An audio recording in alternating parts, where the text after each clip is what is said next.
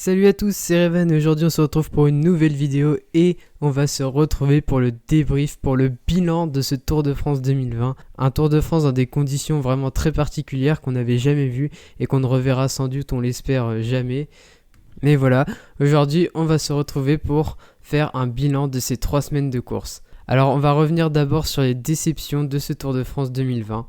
Et du côté des déceptions, je mets évidemment Peter Sagan, le multiple vainqueur du maillot vert sur le Tour de France, qui vraiment chaque année on se disait Peter Sagan, bon, le maillot vert on peut lui donner avant la course et il l'aura c'est sûr. Et là cette année il est passé à côté de ce maillot vert. Alors il y a eu forcément cette étape où il a été disqualifié, il a perdu ses points alors qu'il était deuxième du sprint et qu'il avait remporté le sprint intermédiaire. Mais bon voilà, Peter Sagan c'est la première année on va dire où il passe vraiment à côté du maillot vert. C'est la première fois qu'on le voit échouer dans cette quête. Et en plus, même si on sait que Peter Sagan n'a jamais été le meilleur sprinter, on va dire, sur un grand tour, à chaque fois dans les sprints massifs, on voyait bien qu'il y avait toujours quelqu'un, un ou deux sprinters au-dessus de lui. Mais là, contrairement aux autres années, là, il n'a même pas non plus réussi à remporter une étape. Donc c'est vraiment un tour très décevant pour Peter Sagan. Je crois que lui-même, il est déçu. Il l'a dit en interview. Et voilà, même si c'est un des plus grands champions qu'on a connu ces dernières années, là, on est obligé de constater que ce Tour 2020 a été un tour raté pour Peter Sagan. Au rayon des déceptions, forcément les Français, un tour cauchemardesque j'ai envie de dire pour les Français. Bon, on a eu quand même les éclaircies avec Nance Peters et Julien Alaphilippe qui ont réussi à remporter une étape, mais même Julien Alaphilippe qui était assez attendu par le public, il a simplement gagné une étape et il a porté le maillot jaune, mais il l'a perdu très bêtement avec cette histoire de bidon.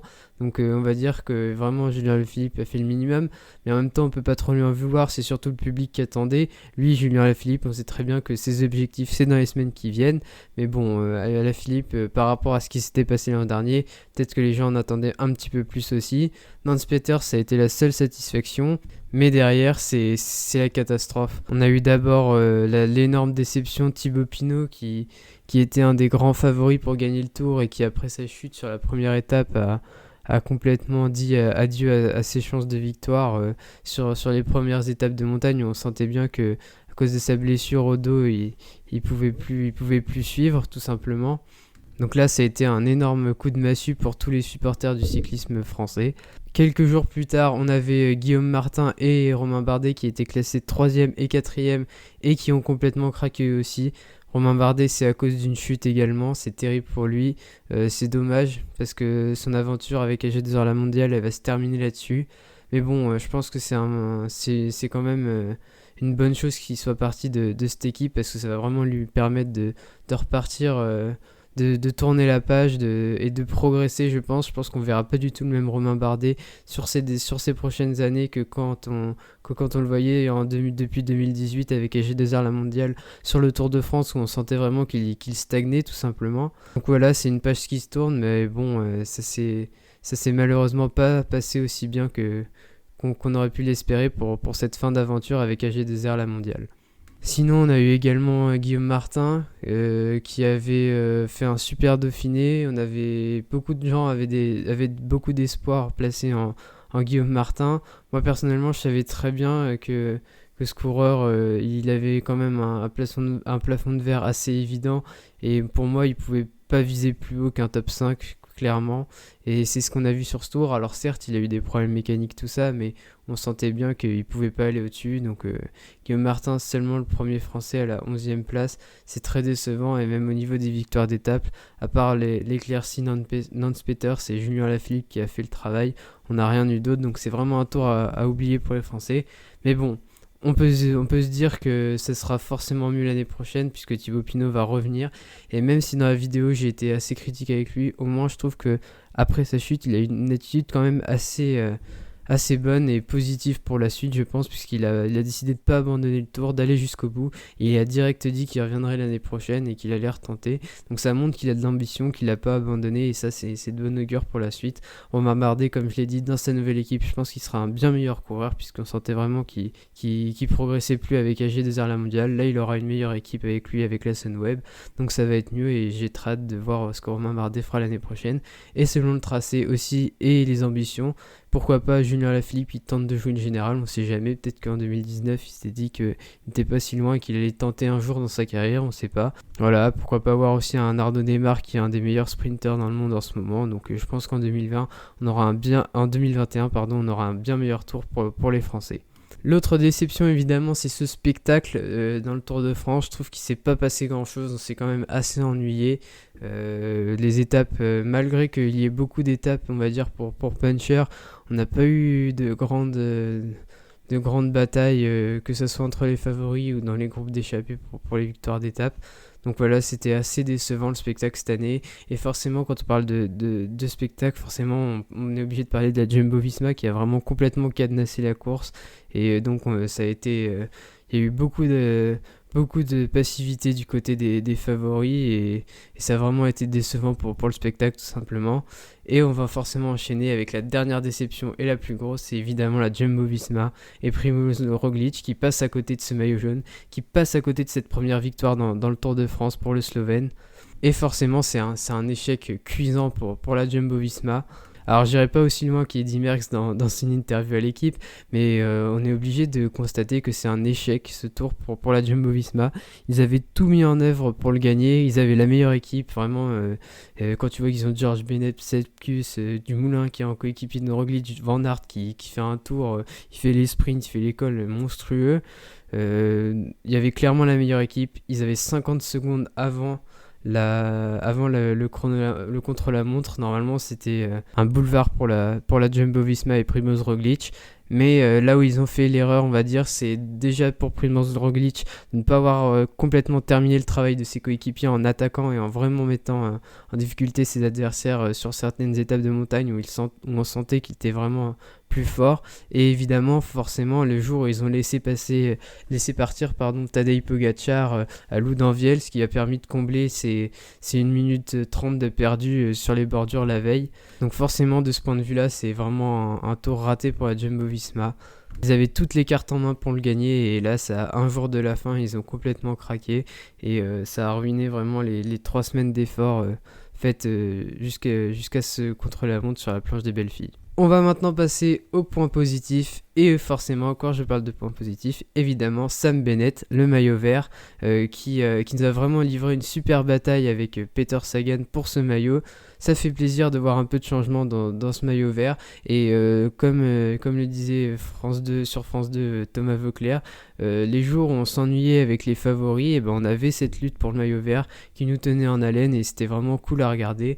Et en plus Sam Bennett qui le dernier jour va chercher la victoire sur les champs avec son maillot vert et on l'a vu très ému, vraiment on sentait que cette victoire comptait énormément pour lui. Ça nous a vraiment fait plaisir pendant ce tour et vraiment un grand bravo à Sam Bennett pour ces 3 semaines de course. L'autre grande satisfaction, c'est le premier podium aussi pour Richie Porte sur un grand tour. Il le mérite et à 35 ans, le voir aller chercher ce podium, c'est vraiment magnifique je trouve. Il a fait un super chrono sur l'avant-dernière étape, c'est mérité pour lui. Il a eu beaucoup de chutes, beaucoup de mésaventures sur le tour et le voir aller chercher son premier podium, c'est totalement mérité et je suis très content pour Richie Porte. Ensuite, évidemment, on va dire celui qui nous a vraiment régalé sur les étapes pour pure puncher, voire même de grimpeur parfois, c'est Marc Hirschi, qui a toujours été à l'offensive, qui a vraiment fait un super Tour de France. Lui qui est vraiment un très jeune talent du cyclisme mondial, il va vraiment nous régaler dans les prochaines années. Et Marc Hirschi, il a déjà fait un tour absolument magnifique, des victoires d'étape, des deuxièmes places, tout ça. C'était absolument magnifique ce qu'il nous a proposé le Suisse. Donc voilà, grand bravo à Marc Hirschi aussi. Sinon, je voudrais aussi féliciter le public qui a été au rendez-vous sur Tour de France, malgré les conditions particulières, malgré le fait de devoir porter un masque, tout ça. On a quand même eu un beau Tour de France du point de vue des spectateurs et du public. On s'est régalé, on a vu beaucoup de monde sur les routes, sur les grandes étapes importantes de ce Tour de France. Ça fait vraiment plaisir à voir. On a retrouvé vraiment la ferveur populaire qu'on pouvait avoir sur le mois de juillet. Bon, forcément, c'était un petit peu moins prononcé, mais on l'a quand même eu. Et sur l'étape des Champs hier, on a quand même vu qu'il y avait encore plein de monde. On se serait cru vraiment en plein mois de juillet, donc c'était vraiment cool. En plus, il faisait beau, tout ça. Donc je trouve que vraiment le public a été au rendez-vous et ça, faut vraiment féliciter tous les Français et tous les visiteurs étrangers qui sont venus pour ce Tour de France et pour encourager les coureurs, donc vraiment un grand bravo au public.